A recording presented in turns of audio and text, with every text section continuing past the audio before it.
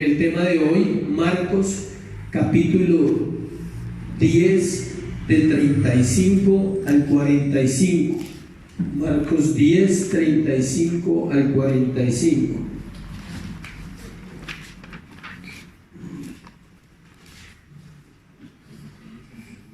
Dice: entonces Jacobo y Juan, hijos de Zebedeo, se le acercaron, diciendo: Maestro, querríamos que nos hagas lo que pidiéramos.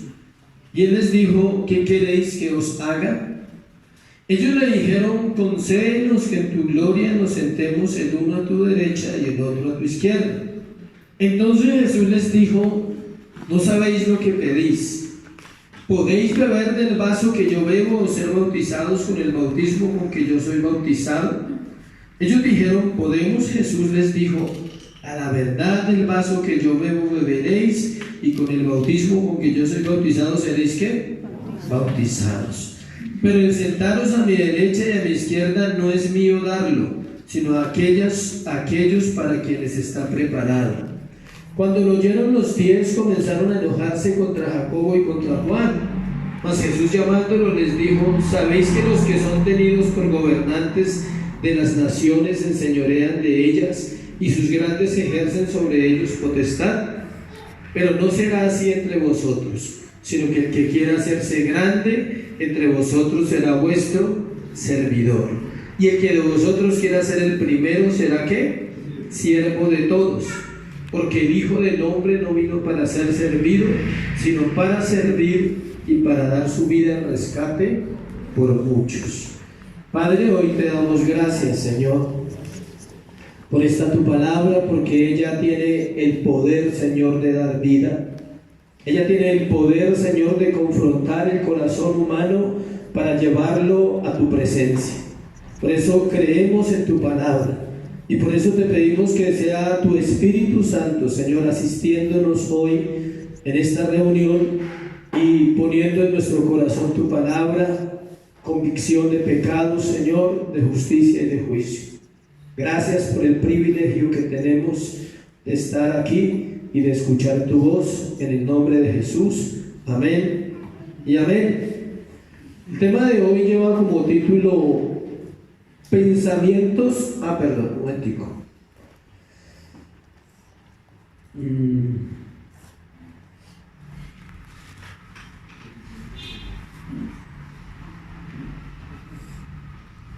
Pastor. Okay. El orgullo del hombre frente a la humildad de Jesús, se llama el título de hoy. Es que tuve un error aquí en mi archivo. El orgullo del hombre frente a la humildad ¿de quién? De Jesús. Alguien dijo que si quieres conocer a alguien realmente, debes solo evaluar su forma de pensar, y más cuando se trata de los creyentes. ¿Quieres conocer el cristianismo de alguien? Solo evalúa su manera de pensar, porque la Biblia dice: tal es su pensamiento en su corazón, tal es él. Come y bebe te dirá, pero su corazón no está contigo. ¿Qué quiere decir eso? Que para conocer a alguien es escuchar los conceptos que tenga acerca de la vida de Dios en nosotros. El concepto que tiene de la salvación, el concepto que tiene de la santidad, el concepto que tiene del amor, el concepto que tiene del perdón, de la justicia, de la ira de Dios, del cielo, del infierno. Eso determina quién es ese cristiano y su corazón cómo es realmente. Todos aquellos que hemos sido salvos por gracia, comprados por el precio de la sangre de Jesús, rescatados de una buena manera de vivir y puestos en libertad para que ahora podamos seguirlo sin obligación. Todas esas personas tenemos que mirar nuestro corazón, porque los pensamientos están ¿dónde? En el corazón. Cuando una persona dice algo, escuche que ahorita lo vamos a mirar en el pasaje, no lo dice porque sí, lo dice porque lo tiene acá y lo procesó acá y lo saca y lo dice. Entonces así pasa con este pasaje que vamos a estudiar.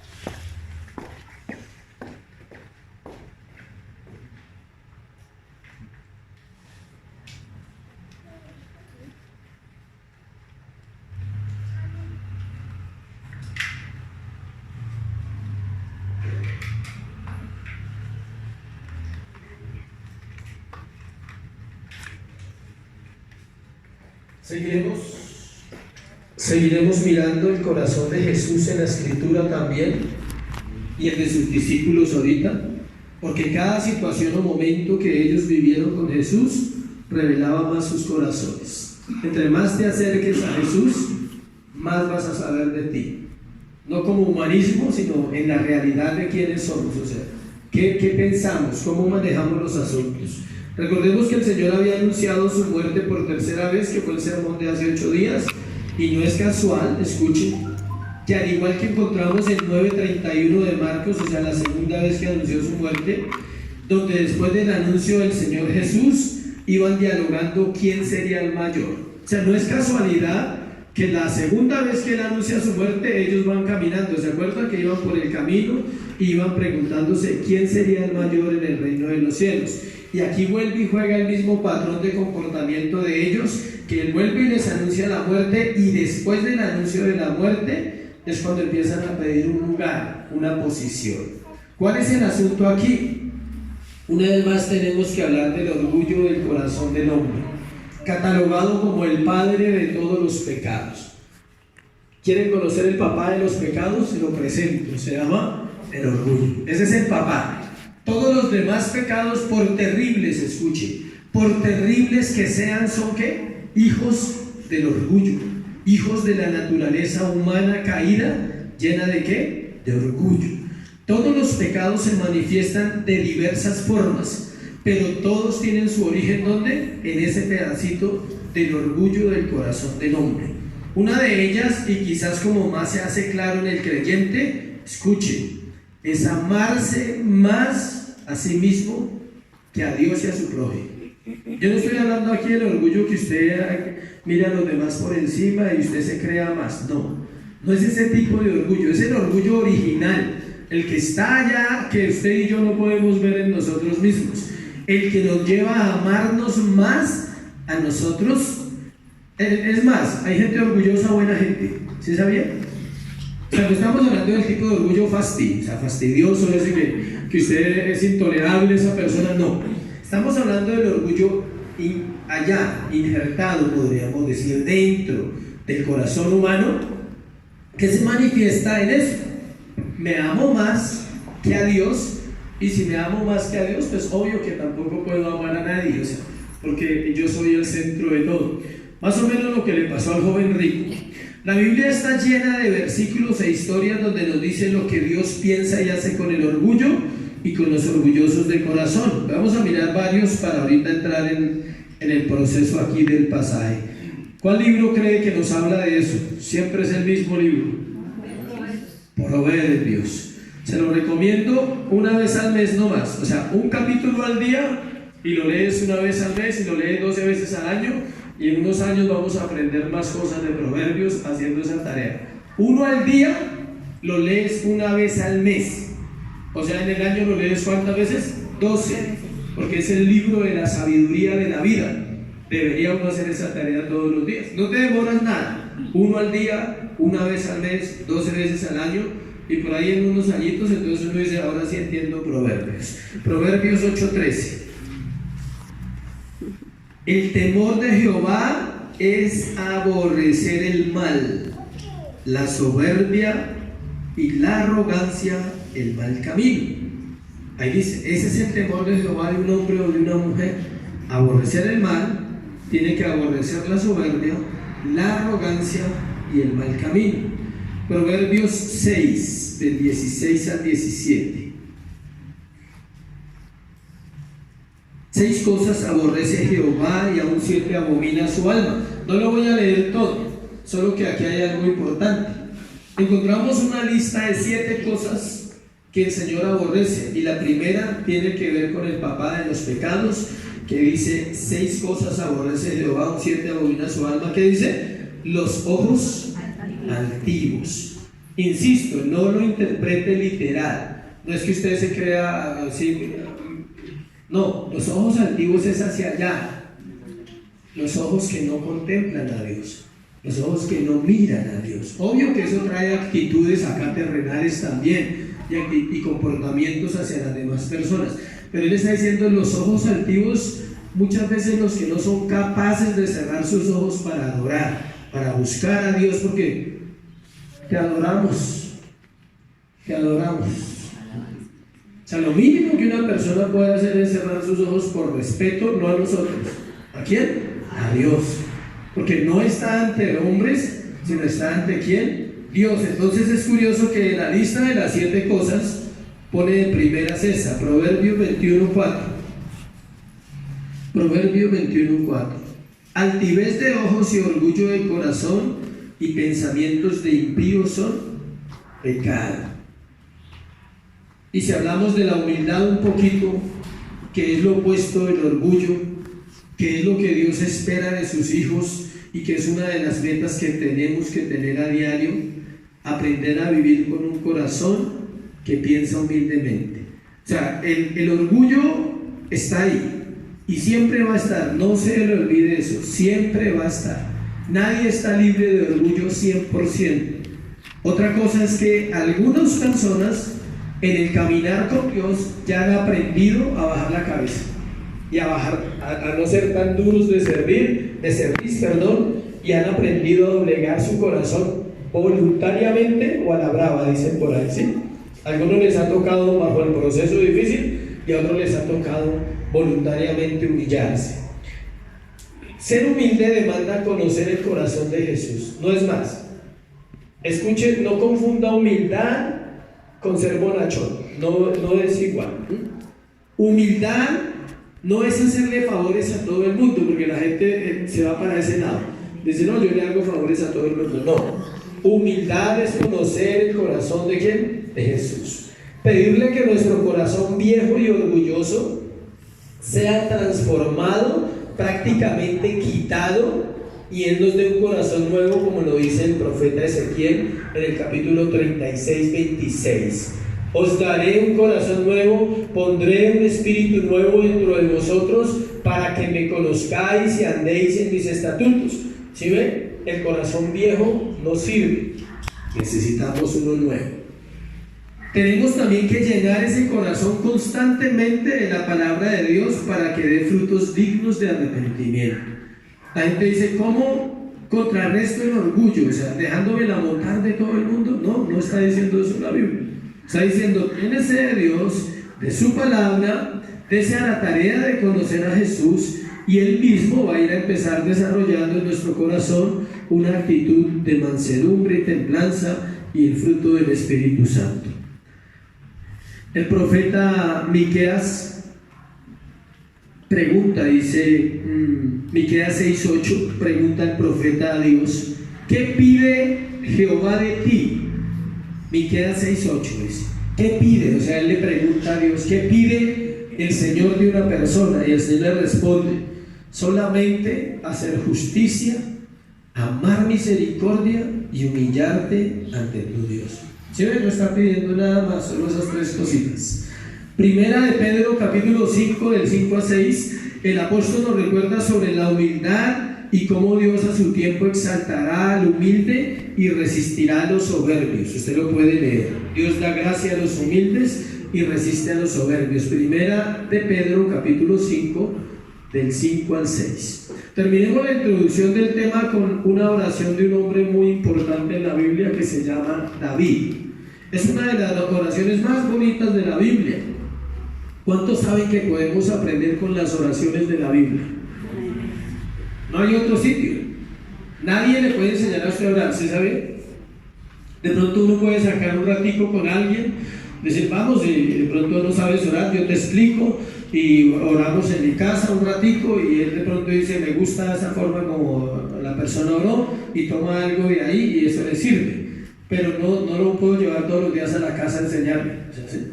Y usted no puede llevar todos los días a una persona a la casa a enseñarle a orar. Y usted no sabe si oró realmente o no cuando dice, yo sí oro, pero no sabemos si oró o no oró y cómo está orando. Entonces, una forma de aprender a orar son las oraciones de la Biblia. Y esta oración que hizo David es muy bonita. Primera de Crónicas 29, del 10 al 16, y ahí sí entramos en el tema, habiendo hablado un poquito de lo que vamos a tratar hoy, el orgullo y la humildad. Primera de Crónicas 29, del 10 al 16.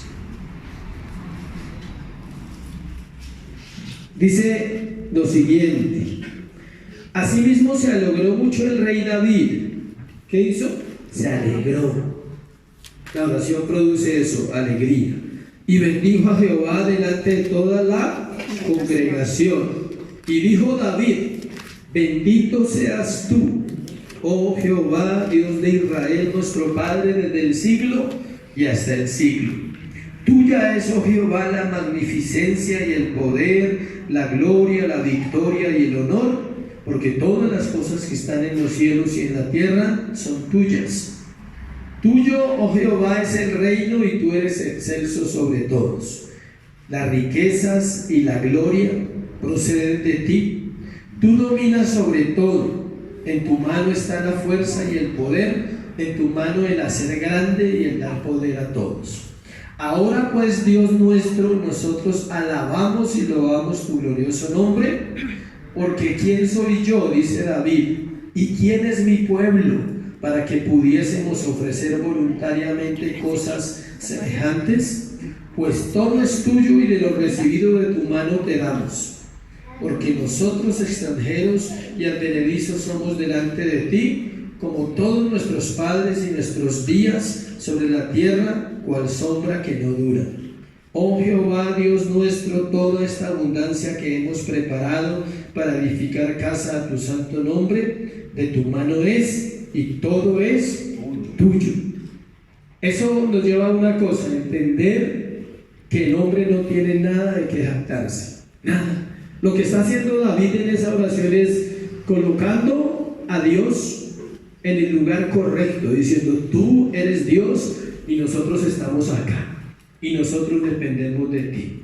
Por eso cada vez que el orgullo brote en usted o en mí, recuerde, Dios está allá y es inmutable y es poderoso, y usted está acá y yo estoy acá, y dependemos de muchas cosas que no podemos resolver por nosotros mismos, y es donde necesitamos la ayuda de ¿quién? De Dios. Entonces, para que Él nos ayude, Él demanda un corazón que sea moldeable y que sea humilde. Vamos a mirar entonces el pasaje de hoy, a estudiarlo. Marcos capítulo 10, donde empezamos. Tiene dos, digamos, vamos a verlo en dos puntos, dos encabezados, se podría decir. Un encabezado se va a llamar la autopromoción, y tiene unas divisiones, y el otro se va a llamar la negación de uno mismo. Entonces vamos a ver el primero, que se llama como la autopromoción, versículo del 35. La autopromoción del 35 al 42. Entonces, vamos a mirar qué es la autopromoción primero, y ahorita vamos a ver 3 punticos dentro de ese punto, o sea, subpuntos. Está motivada la autopromoción por una ambición egoísta.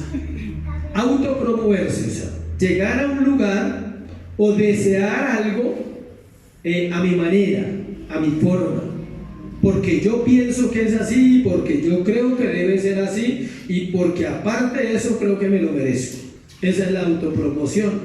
Revela un arrogante exceso de confianza y da lugar a una competencia fea. Esos son los 3 puntos que vamos a ver. Primero, está motivada por una visión egoísta, ahorita lo vamos a ver en el pasaje. Revela un arrogante exceso de confianza, es otro punto del primero, y da lugar, tercero, a una competencia ¿qué? Fea.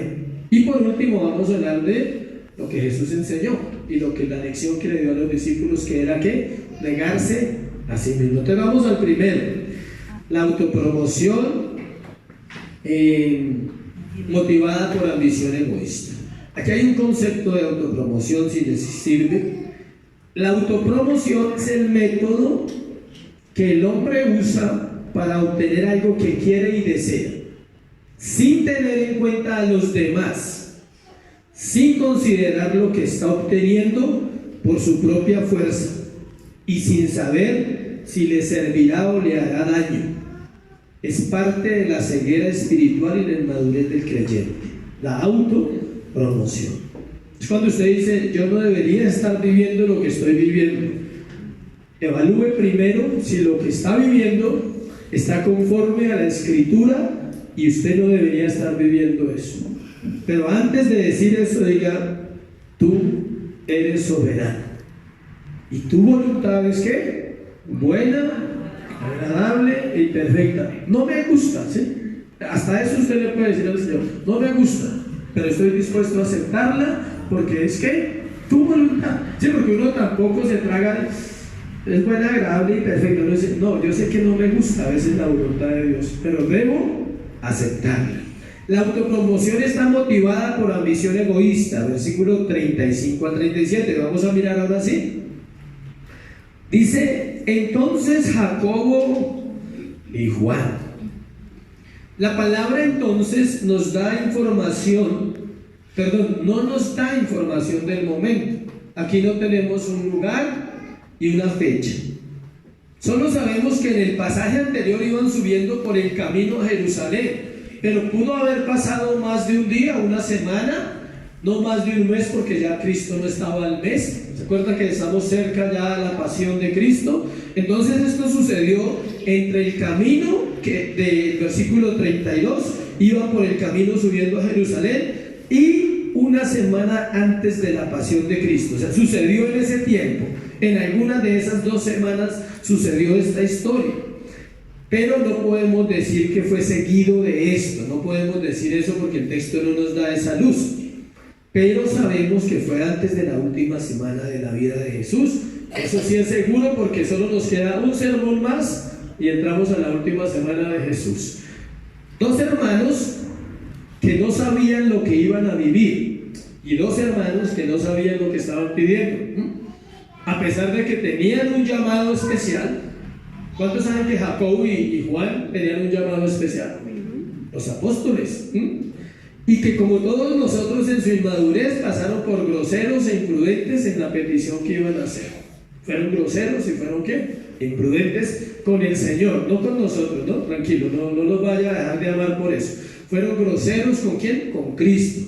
Entonces Jacobo y Juan, hijos de Zebedeo, se le acercaron diciendo, Maestro, querríamos que nos hagas lo que pidiéramos. Ellos no dijeron, Señor, tenemos una petición. Y de pronto, ¿no? De pronto, o sea, al menos para que lo guardes ahí, y cuando estés en tu reino lo piensas, y de pronto si hay un lugarcito ahí, Jacobo a la derecha y Juan a la izquierda. Aunque me imagino que Juan se pedía a la derecha porque él era más, ¿sí? El otro a la izquierda, ¿sí? Entonces ellos no llegaron de esa actitud cuando usted le dice a alguien, oiga, hay posibilidades ahí de favorcito, piénselo, ¿sí? Y me cuenta. Hubiera sido diferente, ¿no? Ellos llegaron, querríamos que nos hagas lo que pidiéramos. O sea, queremos que nos hagas eso, Jesús. Ellos llegaron en esa actitud. Qué forma tan incorrecta de pedirle algo a Dios. De pronto alguno, alguna vez, haya pedido de esa manera. De pronto alguno, alguna vez haya dicho, Señor, yo quiero que tú hagas tal cosa. Grave, esa oración no cuenta. Dele gracias a Dios porque esa oración no cuenta. Sí, porque si contara, contaría para mal. Pero no cuenta. Esa oración Dios dice, te toca esperar que aprenda a pedir. O sea, ¿sí?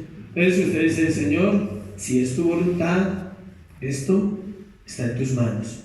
Tú sabes que quizás yo quiero, ¿sí?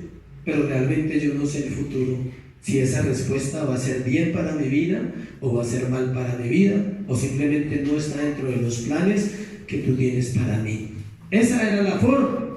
Es como el que le dice a otro, yo ya te dije, yo veré, ¿no? O sea, yo ya te dije, tú ya sabes, o sea, necesitamos ese favor y somos tus discípulos, acuérdense, somos de los 12, ¿sí? Y hemos caminado contigo 3 años, y aparte de eso ya hemos visto cosas que otros no han visto, porque ellos eran de un círculo especial, ¿sí sabían? Ellos hacían parte de la rosca de Jesús, del círculo especial que él tenía, porque ellos habían vivido cosas que otros discípulos no habían vivido. Lastimosamente estaban cayendo en algo que se ve mucho en este país, y no sé si en los demás, pero pues yo hablo de este porque no conozco los sistemas: tráfico de influencias. Tráfico de influencias. Estaban pensando solo en ellos, no en los otros discípulos, y de paso tratando de darle órdenes al Señor. Imagínense, su motivación era ambiciosa y egoísta, y estaban pensando solo en ellos. Ellos no decían: Señor, tenemos una petición y nos gustaría que la pensaras. ¿Por qué no nos dejas a los 12 cerca de ti cuando estemos en el reino?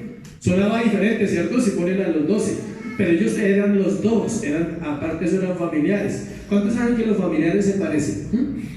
Bueno. Marcos 3:17, el Señor les había llamado. Estamos mirando la vida de estos dos hombres, que es muy interesante. ¿Por qué eran así? Porque ellos eran ambiciosos y egoístas. Marcos 3:17, vamos a leerlo. Dice: a Jacobo, hijo de Zebedeo, y a Juan, hermano de Jacobo, a quienes apellidó Boanerges, esto es, hijos del trueno. Ese era el apodo de ellos, hijos del trueno. Y en Lucas 9:51-56, vamos a mirar también el corazón de estos dos hombres. Nos muestra el corazón de ellos, cómo ellos eran. Es bueno estudiar la vida de ellos para saber. Lucas 9:51-56. Miren cómo eran estas bellezas. Cuando se cumplió el tiempo en que él había de ser recibido arriba, o sea, Jesús, afirmó su rostro para ir a Jerusalén y envió mensajeros delante de él. O sea, él antes de irse envió muchos mensajeros, los cuales fueron y entraron en una aldea de los samaritanos para hacerle preparativos, mas no le recibieron porque su aspecto era como de ir a Jerusalén. Viendo esto, sus discípulos Jacobo y Juan dijeron: Señor, ¿quieres que mandemos que descienda fuego del cielo como hizo Elías y los consuma? Entonces, volviéndose él, les reprendió diciendo: vosotros no sabéis de qué espíritu sois, porque el Hijo del Hombre no ha venido para perder las almas de los hombres, sino para ¿qué? Salvarlas. Si vamos entendiendo por qué ellos eran así, porque usted lee un pasaje y usted tiene que saber por qué ellos pidieron eso. Ya habían referencia a los hijos del trueno, o sea, allá arriba. Aparte de eso, estos dos hombres venían de una condición más o menos buena, porque la Biblia dice que su padre tenía empleados, y una persona que tiene empleados y que tiene negocios no es alguien tampoco que vive mal en un pueblo, y menos en esa época. ¿Sí me explico? Y acá dice que ellos dijeron: Señor, que descienda fuego y queme todo ese pueblo, toda esa gente, ¿sí? Imagínense ese corazón. Y eran discípulos de Jesús. Entonces, ¿qué será de nosotros? ¿Qué será de nosotros, Dios? O sea, uno piensa en la vida de uno. El Señor reprendió esa actitud en ellos. Ellos no habían aprendido humildad definitivamente, aunque caminaban con la humildad viviente llamada ¿qué? Jesús. Duro, ¿no? Caminar con la humildad, porque es que una cosa es ver a alguien que es humilde, no, Él es la humildad, de él se deriva toda clase de humildad en el hombre, del corazón de Jesús. Y duro caminar con Él 3 años y todavía tener ese corazón tan ambicioso y egoísta. Ellos habían tenido privilegios, ya les dije que otros no habían tenido, pero pensaban como hombres naturales. Escuchen por qué también. Era costumbre en Israel y en la cultura de la época que alguien poderoso le diera puestos de privilegio a sus familiares y amigos. ¿Todavía? Bueno, sí, yo pensé que era solo en esa época. Sí. Todavía pasa eso. Alguien de poder, el alcalde le da puesto a sus familiares, ya sabemos en todos los contratos, eso todavía sigue siendo igual. No era la diferencia.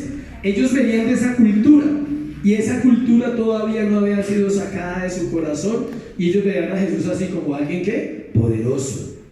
Tú no ves a alguien poderoso que resucita muertos, que sana enfermos, que convierte el agua en vino, que echa fuera demonios. Obvio, dicen: no, este es poderoso. Si eso es lo que ha hecho ahorita, ¿cómo será lo que haga cuando venga en su reino? O sea, toca asegurarnos, curul, una para mí, una para mi hermanito. O sea, de una, o sea, según los relatos de Mateo, Marcos y Juan, según los relatos de Mateo, Marcos y Juan, mire este dato tan bonito, acerca de la crucifixión, 4 mujeres se mencionan de manera especial. Vamos a ver por qué ellos hacían esas peticiones. Estamos ahí apenas. Le voy a leer las citas, pero no las voy a leer. Usted tiene la tarea de leerlas para comprobar lo que le estoy predicando. Mateo, Marcos y Juan narran lo mismo, que en el momento de la cruz había ¿cuántas mujeres? 4. Mateo 27, 56.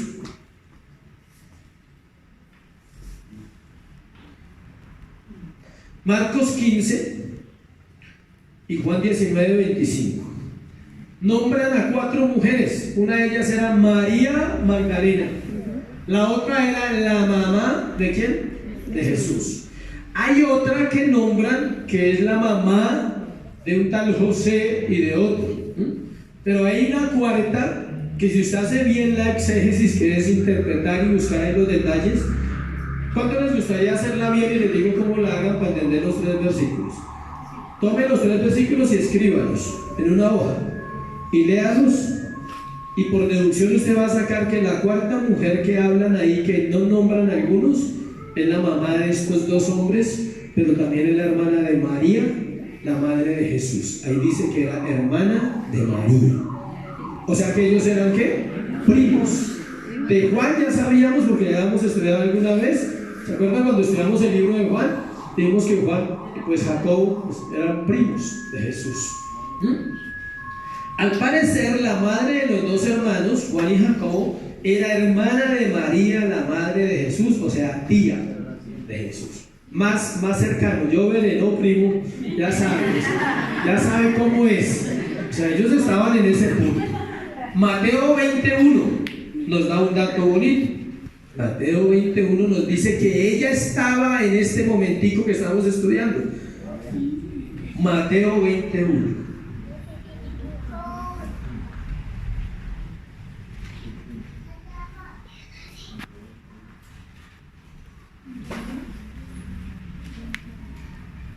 Perdón, Mateo 20.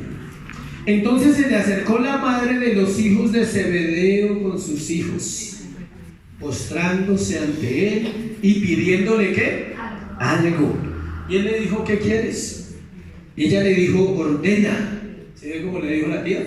Ordena que en tu reino se sienten estos 2 hijos míos, el uno a la derecha y el otro a la izquierda. Esta fue más sutil, ¿es así?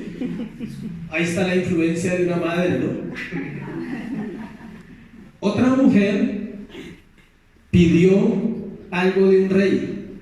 Una mamá usó una hija para pedir algo de un rey. La mamá, la mujer de Herodes, le pidió a través de la hija la cabeza de Juan el Bautista. Motivaciones ¿qué? Egoístas y ambiciosas. Siempre brotan en algún momento. ¿Sí ve cómo vamos hilando de por qué ellos tenían esa cercanía con él? Y el Señor, pues obvio, los conocía, y estaba la mamá también ahí presente. Versículo 36, vamos al siguiente versículo. Él les dijo: ¿qué queréis que os haga? El Señor les pregunta: díganme específicamente qué quieren. Si Él quiere llevarlos, hablar con ellos y a decirles: bueno, yo como que no entiendo, o sea, qué es lo que ustedes están pretendiendo, ¿sí? Específicamente. En el versículo 37 dice: ellos le dijeron: concédenos que en tu gloria nos sentemos el uno a tu derecha y el otro a tu izquierda.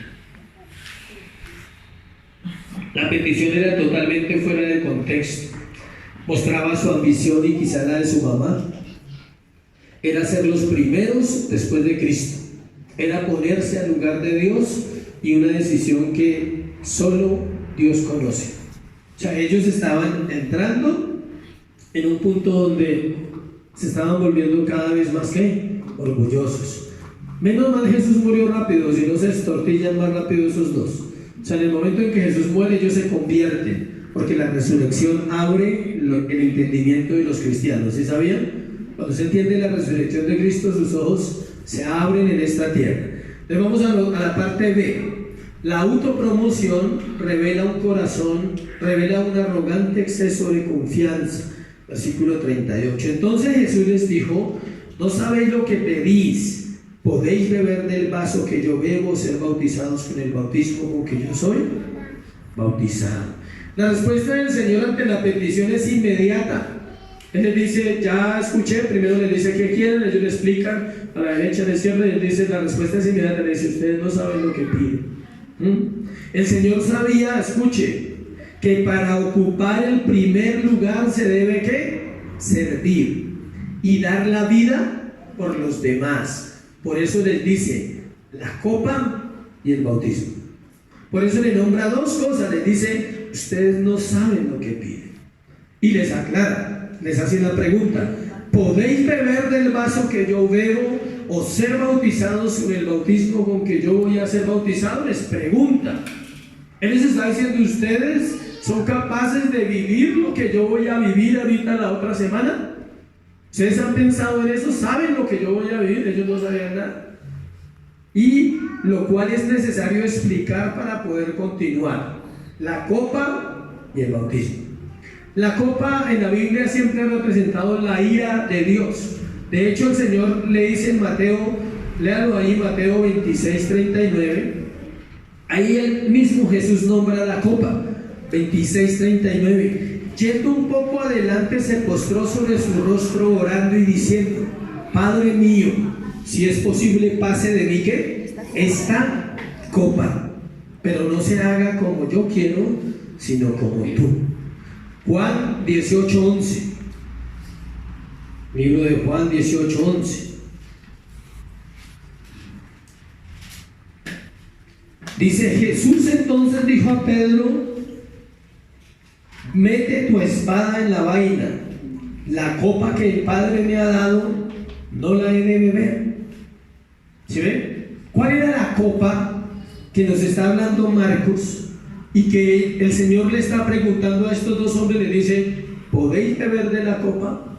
¿Podéis ser bautizados como yo soy a ser bautizados? Era recibir la ira de Dios en la cruz del Calvario. Y si ustedes están preparados para recibir la ira de mi Padre, como yo la voy a tener que recibir por el pecado de toda la humanidad, obvio que no. Ellos dicen en el versículo 39, ¿podemos? ¿Podemos? Les dice. Y Jesús les dijo, a la verdad, del vaso que yo bebo beberéis, y con el bautismo con que soy bautizado seréis bautizados. Su exceso de confianza los llevó a pedir algo que nunca comprendieron, pero el Señor les aseguró que participarían de su bautismo. Ya hablé de la copa, ahora hablemos del bautismo. Lucas 12:50.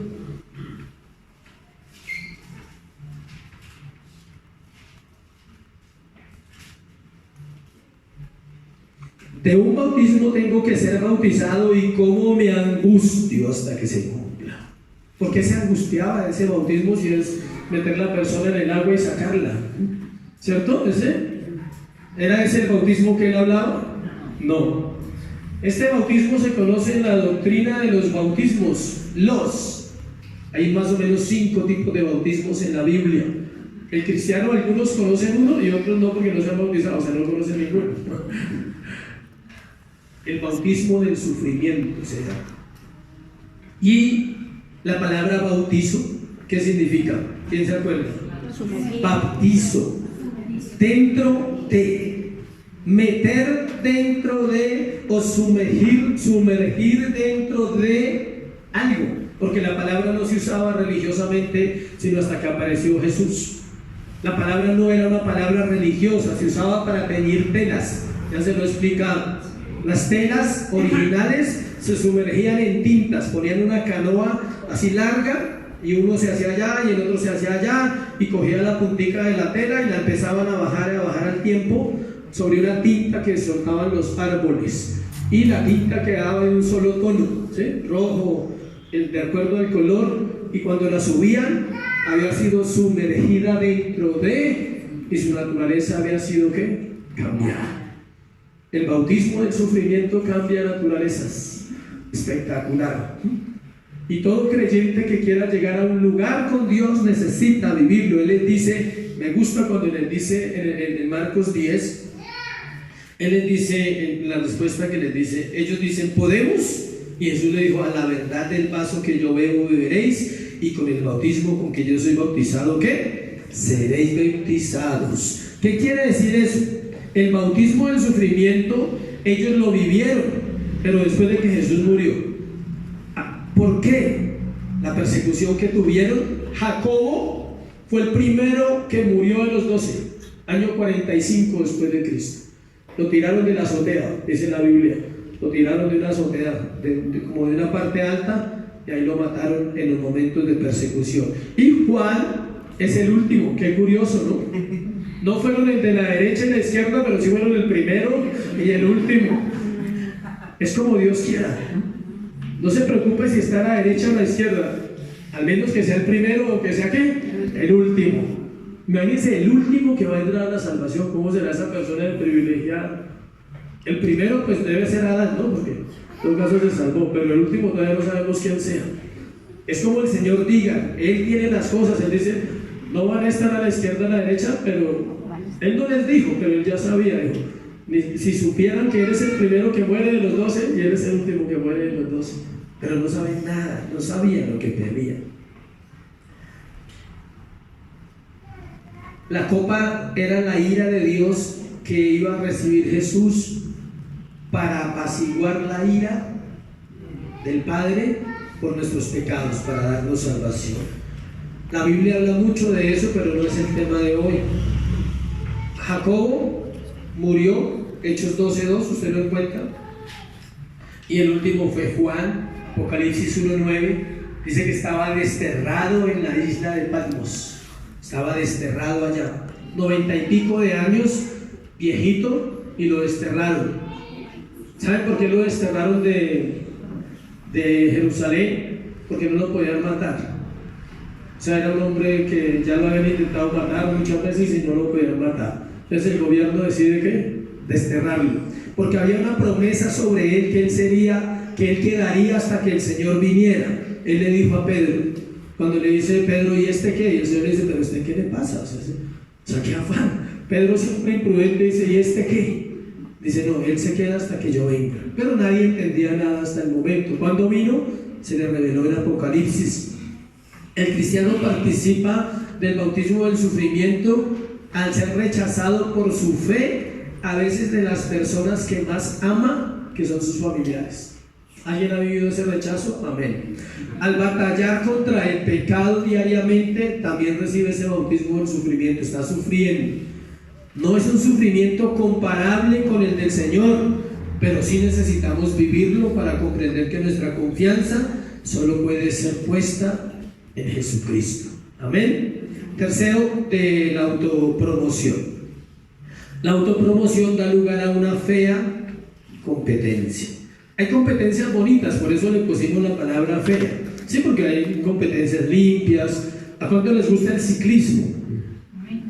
A mí me encanta, lo veo cuando hay carreras grandes, las veo siempre. Pues ahorita, hoy termina el Giro, hoy precisamente a esta hora está terminando. Y ayer el colombiano se cayó y pues tuvo una actitud fea, obvio, porque pues es humano. Le pegó a la persona que lo hizo caer, pero ahí no hubo una competencia fea porque él no se sabe, no fue a propósito quizás. Entonces es diferente cuando un mismo corredor empuja a otro y lo hace caer, ahí hay una competencia fea. Pero normalmente las competencias son muy limpias, las del ciclismo. Entonces, ¿qué es una competencia fea? Verso 41-42. Cuando lo oyeron los 10 comenzaron a enojarse contra Jacobo y contra Juan. Ellos dijeron: uy, estos salieron espectaculares. ¿Cuántos saben que en la iglesia hay gente espectacular? ¿Sí saben eso? En todas las iglesias hay gente espectacular.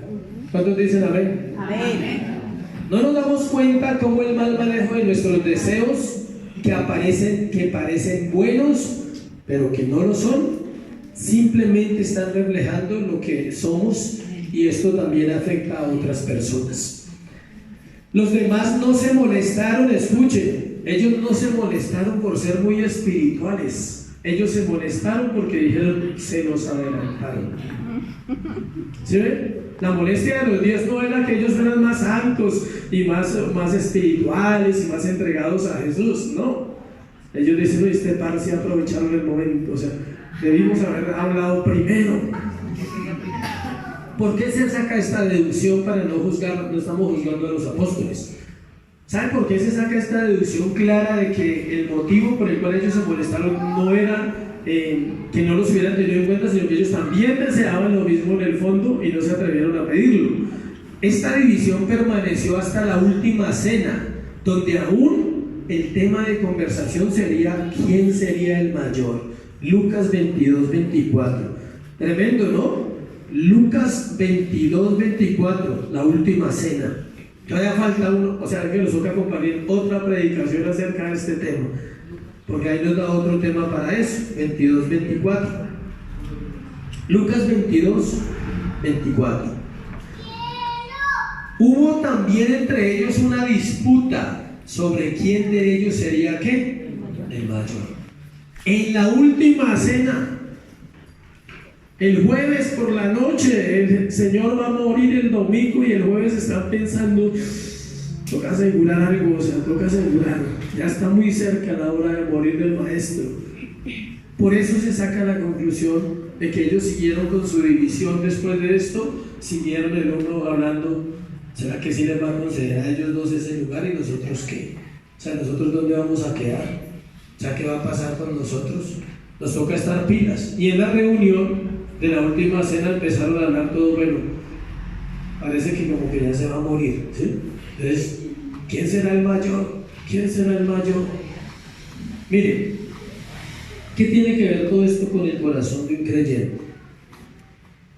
Las motivaciones incorrectas de un creyente recién llegado, que va en camino o que lleva muchos años, siempre van a salir a la luz, siempre. Es imposible que no salgan a la luz. Por eso uno debe revisar eso. O sea, ¿por qué yo soy creyente? ¿Por qué me gusta el cristianismo? ¿Por qué? Y tiene que haber un solo motivo para que a usted le guste ser cristiano, y se llama Cristo. No hay otro motivo.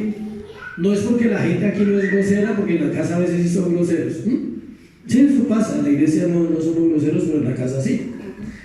Llegar a un lugar o obtener resultados en nuestras propias fuerzas siempre va a traer dificultades a los demás y con los demás. Siempre que tú trates de llegar a una posición, de obtener algo en el momento en que no era, en el día en que no era, bajo tus propias fuerzas, bajo tus propios logros, vas a tener dificultades tú y vas a tener dificultades con los demás. Escucha, aquí se aplica algo para pasar al segundo punto. Todas las tareas que se dejan en una iglesia deben ser realizadas por amor a Cristo y voluntariamente, no porque los pastores las digan. Y aquí entra el punto de por qué yo hago las cosas. ¿Por qué estudias un capítulo de la Biblia? Porque el pastor dijo. Entonces puedes hacerlo, estudias historia, tienes un libro, haces el relato y lo pasas. Pero yo te digo algo, no estás aprendiendo lo más importante, que esa tarea no era lo más importante. Era la oportunidad de conocer a Dios a través de ese estudio, la oportunidad de que Él se revelara a tu corazón y te diera algo mientras estudiabas ese capítulo. Si lo estás haciendo solo porque hay una tarea, error. Si lo haces si te dejan una tarea, escuche, de escuela, de iglesia, de discipulado o aún en un trabajo y en cualquier situación, y tú eres de los que lo dejan lo último, te dieron un mes y tú la hiciste 2 días antes, revisa tu corazón. Está mal. Alguien dijo, eso está mal, totalmente mal. No hay una motivación en tu corazón hacia Dios, porque no estás siendo sincero, honesto, de decir, yo me tomé el tiempo. Donde yo estoy estudiando, confían en la palabra de los hombres de Dios. ¿Usted estudió, pastor? Sí, listo. O sea, si usted está mintiendo, yo sé, o sea, usted le mientes a Dios, o sea, nosotros no. Sí, porque nos dejan trabajos y a veces solamente le preguntan, ¿hizo el trabajo? Sí.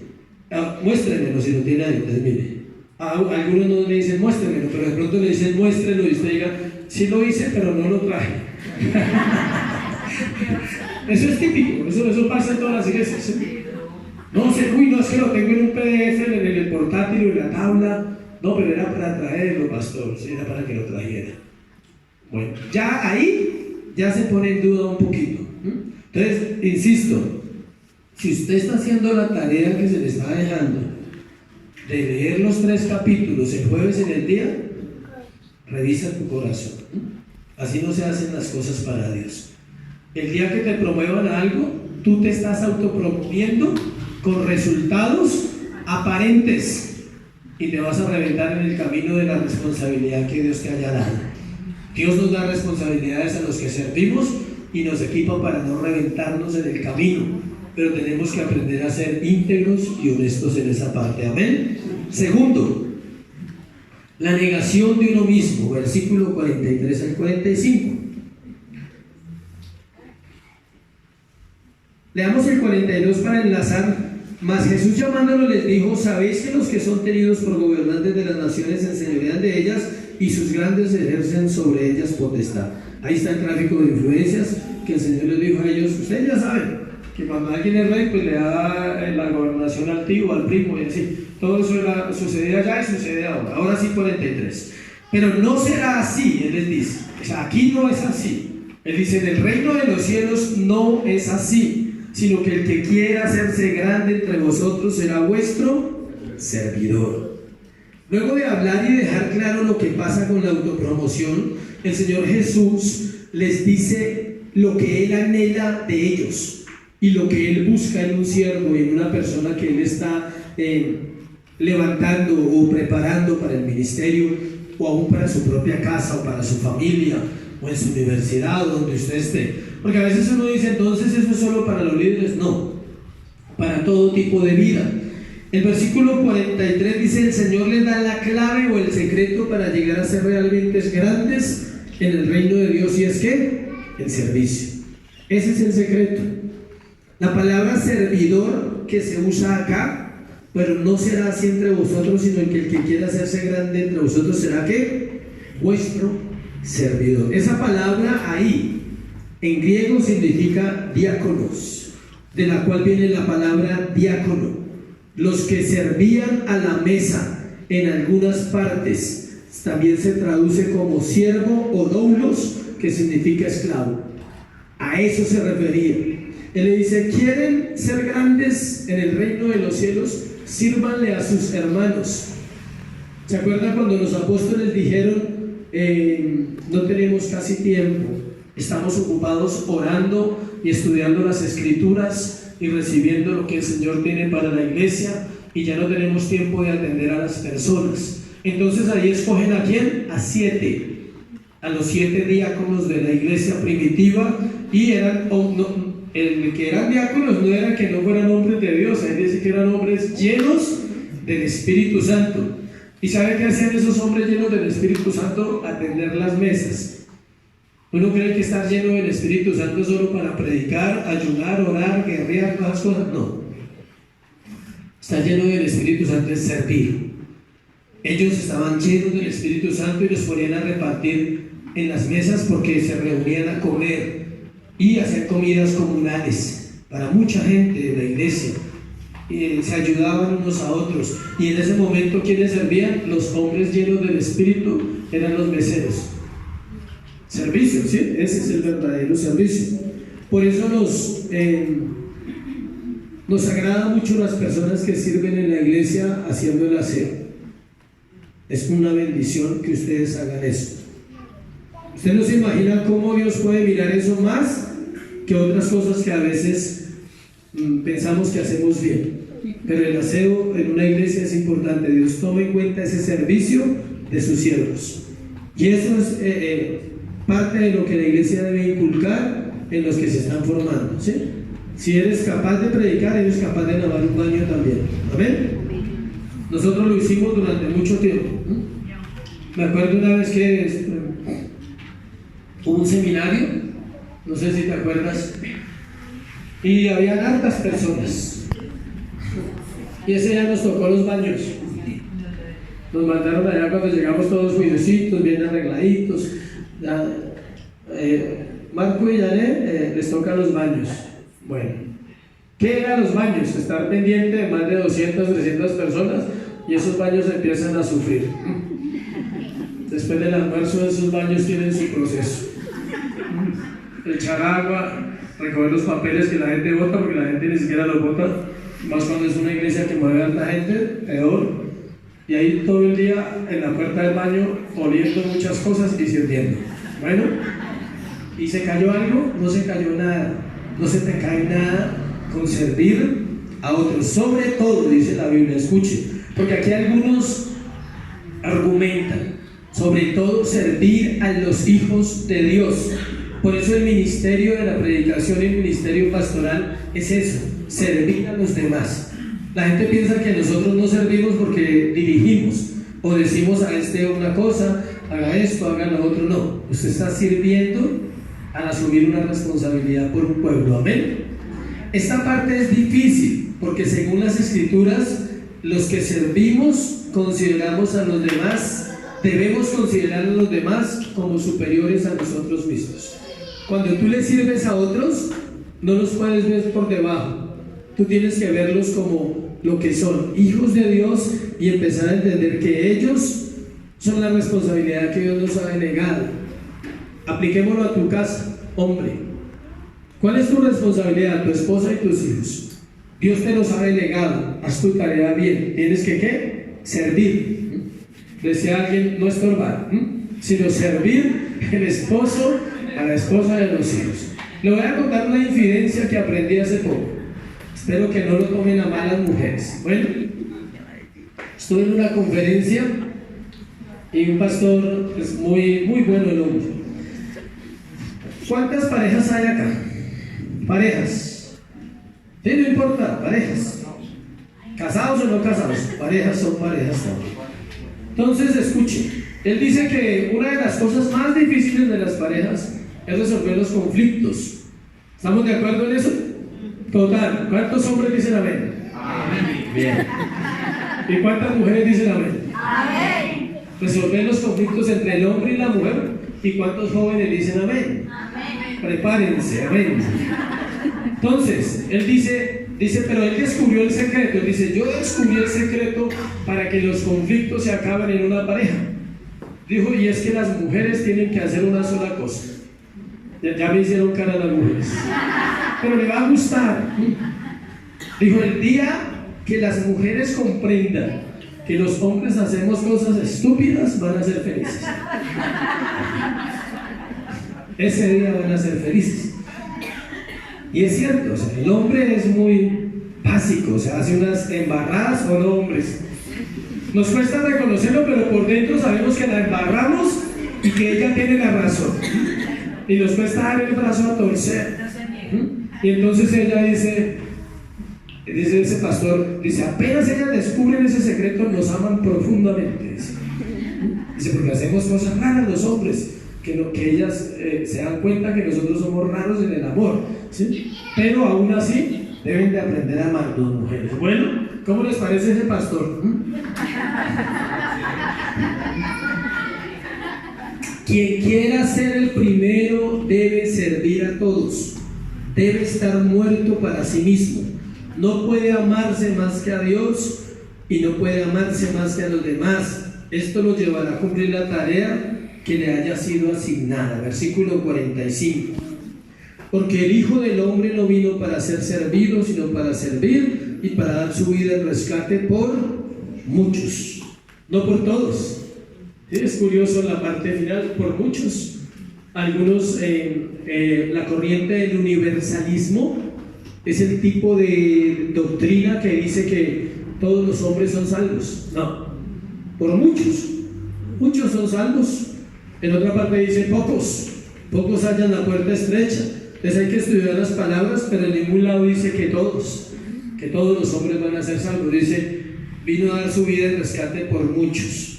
Qué bueno terminar este sermón así, escuche, recordando para qué vino el Señor Jesús a la tierra.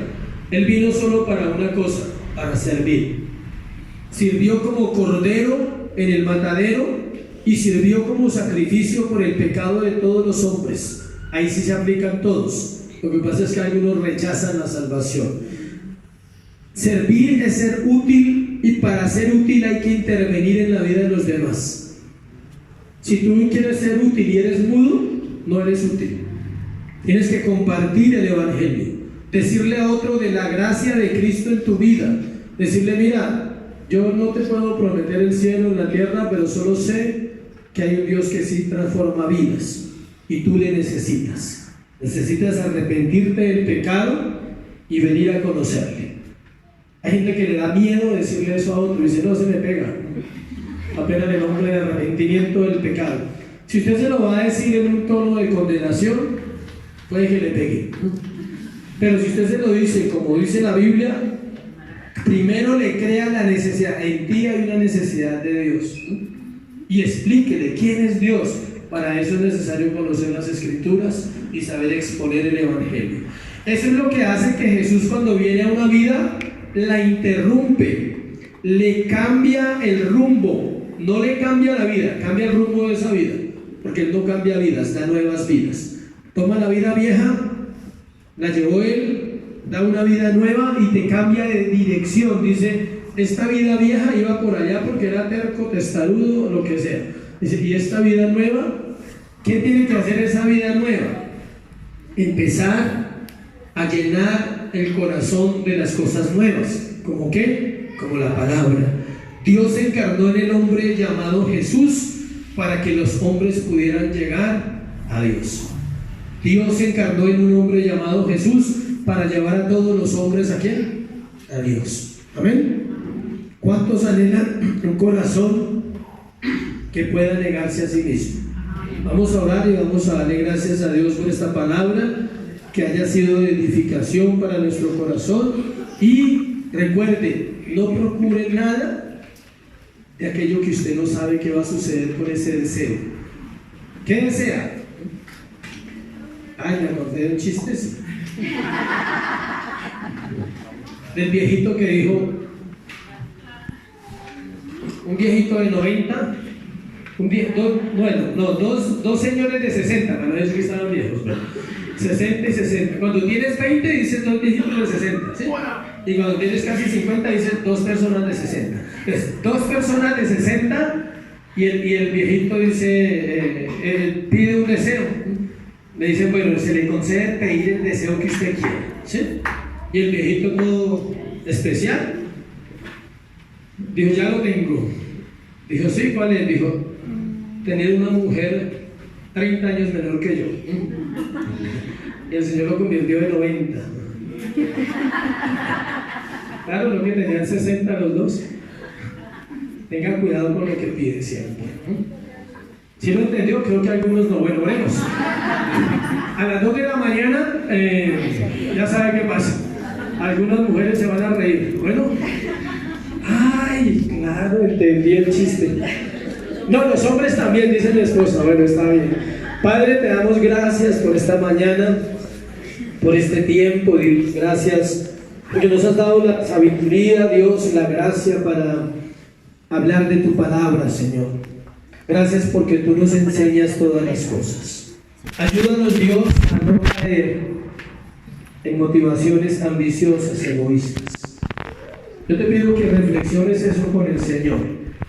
Si tú estás en este lugar y anhelas realmente servirle a Él, mire, Señor, no quiero motivaciones egoístas, no quiero motivaciones incorrectas, no quiero motivaciones que me saquen de la comunión que tanto anhelo contigo, Jesús.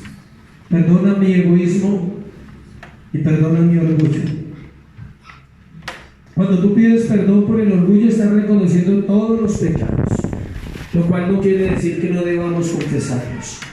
Pero empezamos por ahí diciéndole: Señor, ha habido orgullo en mi vida, me ha faltado amarte como la Biblia dice, y me ha faltado amar a mi prójimo como también tú lo enseñas, Dios.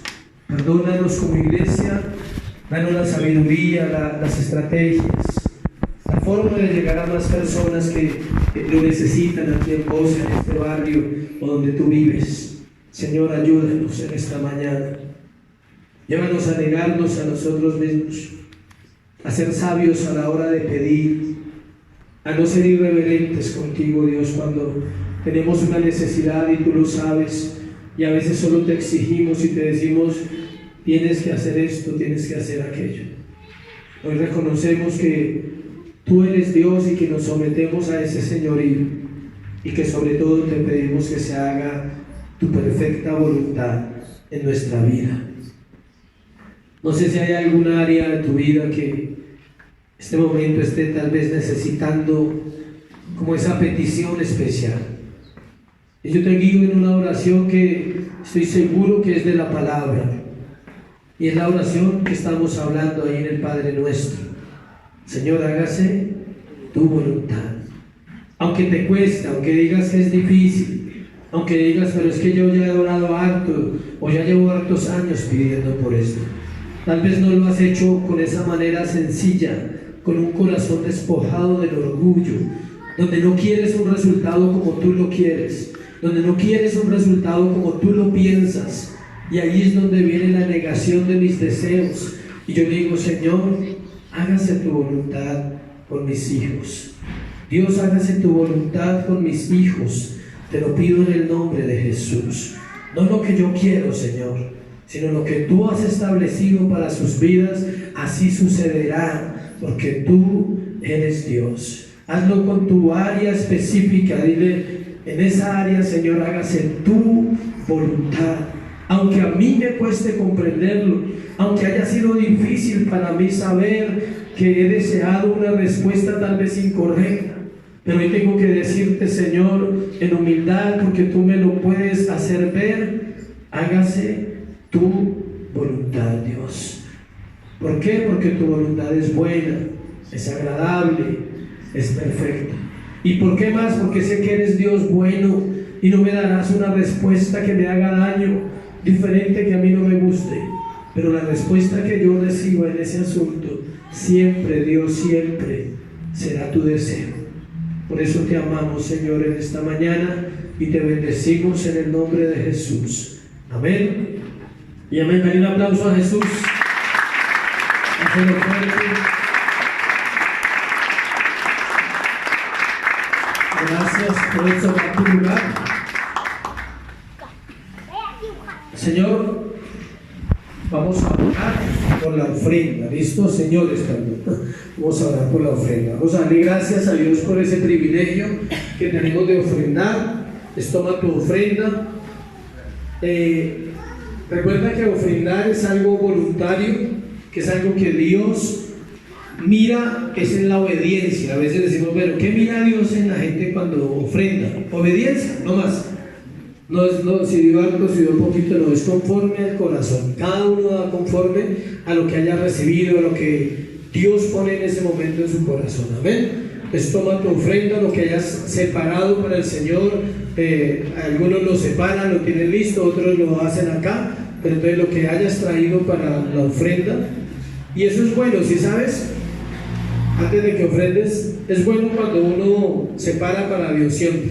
Esto es para el Señor, porque así mismo uno tiene un orden, dice, esto no lo puedo tocar, esto es para la casa de Dios, listo. Pues cada uno lo hace de una manera diferente, amén. Pero lo importante siempre es, no te presentes delante de Dios con las manos vacías. Da algo para el Señor con tu corazón. Si no puedes, dile, Señor, provéeme. Tú eres mi proveedor y provéeme para dar. Hubo tiempos de escasez en mi vida muy fuertes y algo que me preocupaba era eso. Yo decía, puedo ofrendar, y decía, Señor, abre puertas laborales, mi trabajo, porque quiero bendecir tu obra. Amén. Pues tome su ofrenda y vamos a orar. Padre, te damos gracias por la oportunidad de ofrendar. Te pedimos que bendigas las ofrendas, que las multipliques, Señor, que aquellos que han sido fieles, tu palabra dice que tú eres fiel. Y aquellos que no han podido, Señor, que seas tú abriendo esa puerta, esa parte financiera, restaurando esta área para que cada uno pueda dar testimonio de lo que somos hijos de Dios. Te bendecimos en el nombre de Jesús. Amén y amén. Dios les bendiga, Dios les guarde.